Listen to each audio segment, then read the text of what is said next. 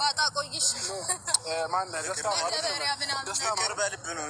ይኸውልህ 2000 ኖ ይሁን አይደለም። ስማ ታኒድ ቤት ሊወስዳት እኮ ነው። ምንም ቤት ነው ያለው ቤት የሚያውቀው ቦታ እንኳን ይሄዳል። እኔ ቤት ነው በቃ ሌላ ወጣ ስትል ካፌ አለ። እሺ ቤት በጣም ነው የሚያምረው። ሻይ ቡና የሚባል ነገር አለ። ፎቶዎቹ እንዳለ ወርደዋል። ኦኬ ጨረሳችሁ። ከሰልጣን ላይ ያወረድከኝ እኮ ነው የሚመስለው። ፎቶ ከግድግዳው ነው የወረደው ወንድሜ።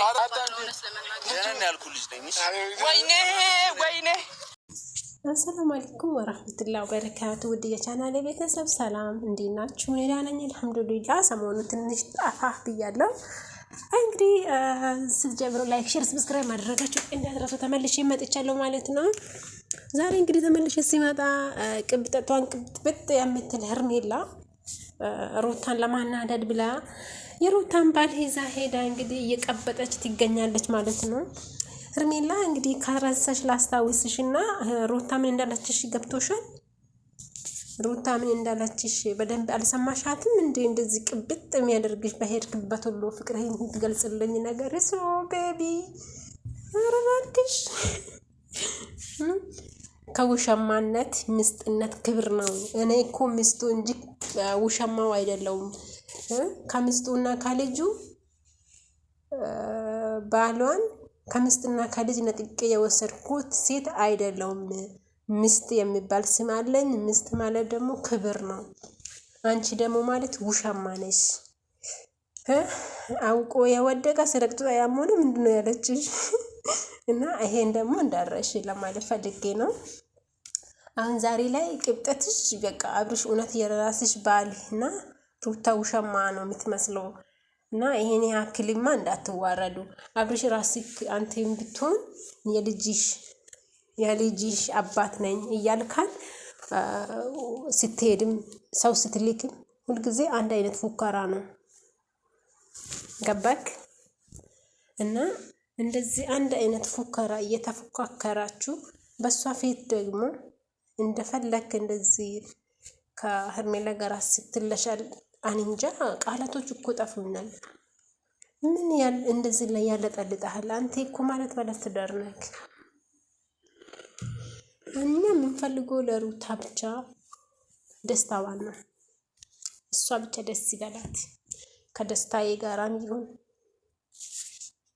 ደስታዬ ብላለች። እንግዲህ የሩታ ደስታ የምፈልገው ከሩታ ጎን መሆን ሴት ነኝ ብሎ የሚል ሰው ሁሉ ሩታን ነው መደገፍም ያለበት። የሩታ ደስታ በቃ ሩታ ያስደስተኛል፣ እኔ ይሄ ሰው ያስደስተኛል፣ ይሄ ሰው ለኔ ይሆነኛል ብላ ያለችው ሰው ማንም ሰው ይሆን። አሁን አንቺ ሄርሜላ ምን ፈልግሽ ነው አሁን እንደዚህ የምትመጻደቂ? መጥተሽ ባሏን እኮ የነጠቅሽው አንቺ ነሽ። መተሽ እኮ እንደ ማስከተ ተለጠፍሽው እኮ አንቺ ነሽ። እንግዲህ ሩታ አውርታለች። በቃ እውነቱን እኔ ደስታን ፈልጋለሁ፣ ከሱ ጋራ መኖር እፈልጋለሁ፣ ከሱ ጋራ ጊዜን በቃ ከሱ ጋራ ያለኝን ጊዜ ደስተኛ ነኝ። እውነትም የኔ ደስታ ነው። ከአብርሽ ጋራ አብርሽ የልጅነት ፍቅረኛ ነው። ጥሩም መጥፎም ብዙ ነገራቶችን አሳልፈናል። ከአብርሽ ጋር የነበረኝ ቆይታ ግን ከደስታው ይልቅ ያሳዘነኝ ጊዜ ይበልጠኛል። ገባችሁ? በጣም በሚያስፈልገኝ ሰዓት አለማገኛቱ ሩታ የሚያስፈልጋት ሰዓት ላይ አብርሽ አለማገኛቱ ምን ያክል ልቧን እንደሰበረ እሷ ናት የምታውቀው። በተለይ ደግሞ ሴት ስንሆን ለማፍረድ እንዳንሞከር፣ ማለትም ነገ የሚሆኑን አናውቅምና ማለት ነው። ብዙ ጊዜ ሴት ልጅ በእርግዝና ጊዜ የተለያዩ ሆርሞኖቹ የሚቀያየር ነገር አለ ምናምን ይባላል። የጸባይ መቀየር አለ፣ የውበት መቀየር ይኖራል። የብዙ ነገር መቀያየሮቹ ነገሮች ይኖራሉ። እና ወንድ ከሆንክ ያን ጊዜ እሷን ታግሰሃት ከጎኗ ብትሆን ነበረ። ግን ከጎኗ አልነበርክም እና ያ ጊዜ ነው ሩታ ከአብርሽ በጣም እንድትርቅና ተስፋ እንድትቆርጥ። አዎ የልጁ አባት ነው። ማንም አካልከልን ማንም መሰረዝ የማይችል እኮ ነው የልጁ አባት መሆኑ ማለት ነው። ግን የልጁ አባት ማለት ደግሞ እሷ ለልጅ አባት እያለች ደስታዋን እየተነጠቀች በልጅነቷ እየተገፋች መኖር ደግሞ የለባትም። ሩታ እኮ ገና ብዙ ህልም አላት። ሩታ እኮ ገና ብዙ መንገድ የምትጓዝበት እኮ አለ። አገባችሁ አይደል? ስለዚህ አብርሽ የልጄ አባት ነው ብቻ ብላ ልጅነቷን፣ ደስታዋን፣ ጊዜዋን ዝም ብላ ማቃጠል የለባትም።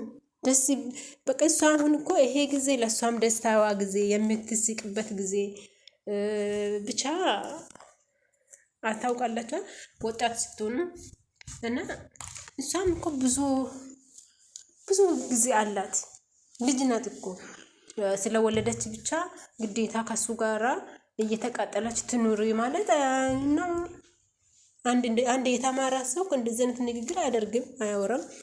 ብዙ ጊዜ ቪዲዮ ይዛችሁ የምትመጡት የልጁ አባት ነው ምናምን እና ምን ይሁን? አዎ የልጁ አባት ነው። የልጁ አባት ስለሆነ ብቻ አሳልፋለች ብዙ ጉድ። ከዚህ በኋላ ይበቃኛል ብላለች እና ይሄን ነገር እያወራ ያሉት ለሄርሜላ ነው። ሄርሜላ ምን አሰበሽ ነው? በቃ ምክንያቱም አልፈልግም። አሁን ለምሳሌ አንድ ሰው አልፈልግም ብሎ የጣላ ነገር አንቺ ብታነሺ አይጎደም። ገባሽ? አይጎደም። በባህላችን አለ የጣሉ ሲነሳበት አይወድም የሚባል ነገር አለ። ምናልባት ያው እንጂ ነገሮቹን ስታስብ ሩታ አብርሽ እንኳንም ሄደ ከህይወት እንኳንም ወጣ ነው የምትለው። አንቺ የመሰለሽ እሷ የጣለችው ስላነሰውት ትቀናለች ብለሽ አስበሽ ይሆናል።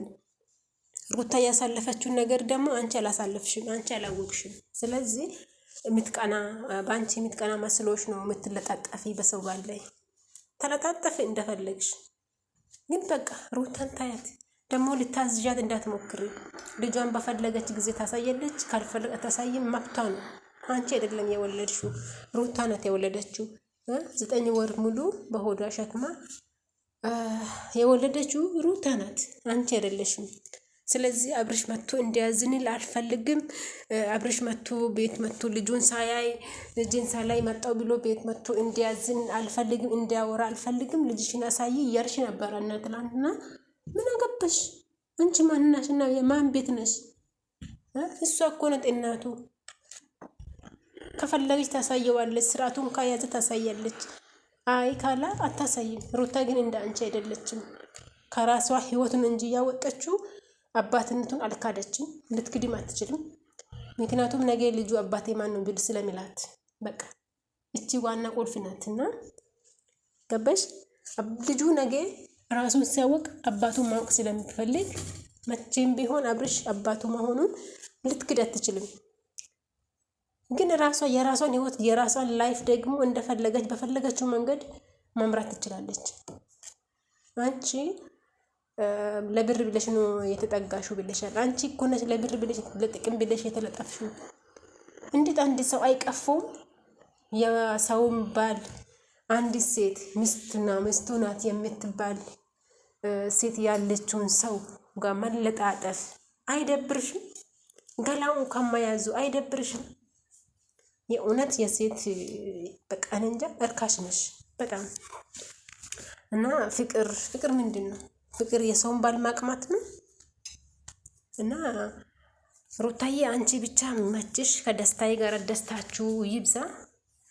አንቺ ቆፍጠን በይ። ጀግና ነሽ፣ ሆነ ጀግና ነሽ፣ ጠንካራ። ዋው እነሱ ሲልከሳከሱ አንቺ እኮ ቆፍጠን ብለሽ ማንን? ምክንያቱም ህይወት የአንድ ሰው ናት። ማንንን ለማስቀናት ብሎ በሚዲያ ማለጣጣፍና መልከስከስ